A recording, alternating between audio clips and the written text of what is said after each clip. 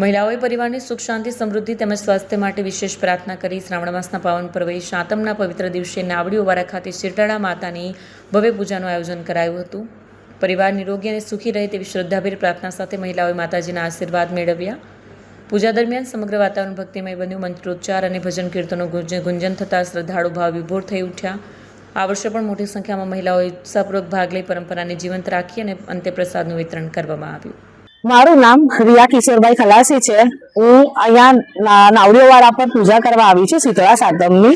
આજે શીતળા માતાનો એટલો બધો મહિમા છે કે આજે એમની અસીમ કૃપાથી મારા ત્યાં બે નાના બચ્ચાઓ છે જે 2 વર્ષના થયા છે અને મારા બચ્ચાઓની માતા રક્ષા કરે એટલા માટે અમે દર વર્ષે અહીંયા પૂજા કરવા માટે આવીએ છીએ।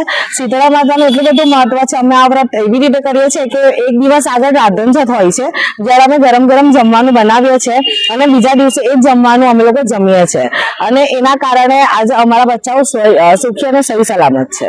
મારું નામ કનુભાઈ નાનુભાઈ ભટ્ટ નાનપરા નાવડીવાળાથી બોલું છું। છેલ્લા 55 વર્ષથી આ પૂજા કરાવું છું અને શીતળા માતાનું પૂજન સર્વ રીતે સુખી કરવા માટેનું સારામાં સારું હિન્દુ ધાર્મિક વિધિ પ્રમાણે થાય છે।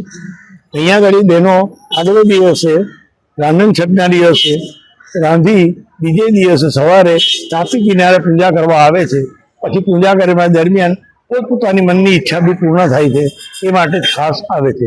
પોતાના દીકરાઓ માટે રોગ આરોગ્ય ઐશ્વર્ય ધન કીર્તિ એ વિદ્યા માટે અને બહેનોને પતિવર્ત જેને કહેવાય અખંડ સૌભાગ્યવતી માટે ખાસ